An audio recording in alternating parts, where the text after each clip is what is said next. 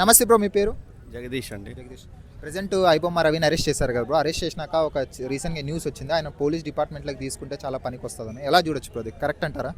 Talent అనేది ఒక అబ్బసొత్తు కాదనేది ఐబొమ్మ రవి ద్వారా తెలుసుకోవచ్చు అనమాట. ఎందుకంటే ఆయన తనకున్న టెక్నికల్ నాలెడ్జ్ని ఉపయోగించి ఈ పైరసీ చేసి సినిమాలు అనేది వదిలేశాడు. దాంతో బెట్టింగ్ యాప్స్ ప్రమోట్ చేసి డబ్బు సంపాదించుకున్నాడు అనమాట. సో అలాంటి వాళ్ళని మన దేశం ఏ విధంగా ఉపయోగించుకుంటే మేలనేది పోలీస్ డిపార్ట్మెంట్లో తీసుకొని ఎన్నోసార్లు పోలీస్ డిపార్ట్మెంట్కి సంబంధించినవి కూడా హ్యాక్ అవుతున్నాయి సైట్స్. వాటికి ఇలాంటి వాళ్ళని ఉపయోగించుకోవాలనేది నా అభిప్రాయం. అక్కడ మీడియా వాళ్ళు ఎవరైతే సజ్జనర్ గారు ప్రెస్ మీట్ పెట్టిన తర్వాత ఇండస్ట్రీ వాళ్ళు ఎవరైతే వచ్చారో వాళ్ళకు ఒక క్వశ్చన్ అడిగారు అక్కడ మీడియా వాళ్ళు, మీరు టికెట్లు రేటు పెంచకుంటే ఇట్లాంటివన్నీ రావు కదా అని. వాళ్ళు వెళ్ళిపోయారు బ్రో, దాన్ని ఎలా చూడొచ్చు మరి? అది కూడా ఒక మెయిన్ రీజన్. ఎందుకంటే టికెట్ రేట్స్ చాలా విపరీతంగా ఉన్నాయన్నమాట. 100 రూపాయలు టికెట్ రేట్ పెడితే చాలండి, ఒకటికి 4 సార్లు సినిమా చూస్తారు బాగుందనుకోండి.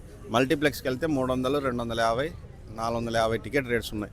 ఒక ఫ్యామిలీ వెళ్తే 3-4 వేలు అవుతుంది. ఒక మిడిల్ క్లాస్ మనిషి నెలకు 40,000 సంపాదించే వ్యక్తి 4-5 వేలు పెట్టాలంటే పెట్టాడు. వాడికి అదే ప్రైస్కి కరెంటు బిల్ వస్తుంది, సరుకులు వస్తుంది, వాటర్ బిల్ వస్తుంది, మస్తుగా వస్తాయి అనమాట. ఇది ఒక రీజన్. కొంతమంది ఐబొమ్మ రవికి ఉరిశిక్ష పడచ్చు అంటున్నారు, అది కరెక్ట్ అంటారు బ్రో? ఇంపాసిబుల్, అసలు ఇంపాసిబుల్. ఆ కేసే నిలబడదు, అసలు నిలబడదు. ఇంకోటి, సజ్జనర్ గారు ఏమన్నారంటే మాకు ఛాలెంజ్ చేశాడు కదా, దమ్ముంటే పట్టుకున్నారు కదా, ఇప్పుడు ఏమైంది అతని గతి చూశారు కదా మీరు అంటున్నారు. నిజంగా పోలీసు వాళ్ళు పట్టుకున్నారా? కొంతమంది వాళ్ళ వైఫ్ పట్టించింది కాబట్టి అంటున్నారు, లేదంటే పోలీసు వాళ్ళకి అంత సీన్ లేదంటున్నారు. సినిమా యాక్టర్లకైనా ఇలా పైరసీ చేసే వాళ్ళకైనా ఎవరికైనా అంటే ఏదో ఒక స్టేజ్లో అహంకారం అనేది పైకి వెళ్తుందనమాట. ఆ అహంకార ధోరణితో దొరికిపోతారనేది నా ఉద్దేశం. అతను ఆ ఛాలెంజ్గా చేయకపోయి ఉంటే దొరికేవాడు కాదు అసలు. చాలామంది వాళ్ళ వైఫ్ వాళ్ళనే పట్టించింది, లేకుంటే పోలీసులు పట్టుకోలేరు ఆయనని అనేవారు. లేదు, ఈ కేసుని నేను ఫస్ట్ నుంచి ఫాలో అవుతున్నానండి. బట్ వాళ్ళ వైఫ్ ద్వారా అయితే దొరకలేదు అతను. వాళ్ళ వైఫ్ ద్వారా దొరికినాడంటే అది పోలీసులకు అవమానం. అలా ఏమైనా దాచిపెట్టింది చెప్పలేము. శిక్ష పడితే ఏం శిక్ష పడచ్చు, ఏమైనా ఎన్ని ఇయర్స్ పడచ్చు అన్న? మాక్సిమం 7 years అంతే, అంతకుమించి ఏం పడదు. సో ఇక్కడ ఐబొమ్మ రవి తప్పంటారా, లేకుంటే ఇండస్ట్రీ వాళ్ళకి తప్పంటారు అన్న? ఇక్కడ ఇండస్ట్రీ వాళ్ళది తప్పు ఉంది, ఐబొమ్మ రవిది తప్పు ఉంది అనమాట. ఇప్పుడు ఇండస్ట్రీ వాళ్ళందరూ సజ్జనార్తో మీటింగ్ పెట్టారు. మన మెగాస్టార్ గారు కానివ్వండి, రాజమౌళి గారు డ్రగ్స్కిలో పట్టుబడ్డారు ఎంతోమంది సినిమా యాక్టర్లు. వాళ్ళు తప్పు చేసినారు, బెట్టింగ్ యాప్స్ ప్రమోట్ చేశారు సినిమా యాక్టర్లు. వాళ్ళు కూడా ఎందుకు ఆ ప్రెస్ మీట్ పెట్టలేదు?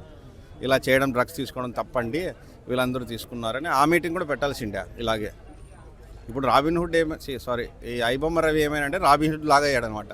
ఏదైతే ఈ డైరెక్టర్లు అంతా సినిమాల్లో లేని వాళ్ళ దగ్గర దోచుకొని, ఉన్న వాళ్ళ దగ్గర దోచుకొని లేని వాళ్ళకి పెడతారో, అలా ఐబొమ్మ రవి అదే రాబిన్హుడ్ తరహాలో చేసినట్టుందనమాట. పబ్లిక్లో చాలా గ్రేస్ వచ్చింది కదా ఐబొమ్మ రవి. ఖచ్చితంగా ఎవరెవరు సినిమా కూడా తీయచ్చు, చెప్పలేము. అతను బయోపిక్ అనో ఐబొమ్మ రవి మీద బయోపిక్ దీన్ని తీయాలనుకుంటున్నారు. డెఫినెట్గా తీస్తారు, సక్సెస్ కూడా అవుతుంది అది. థ్యాంక్స్ అన్న. ఓకే.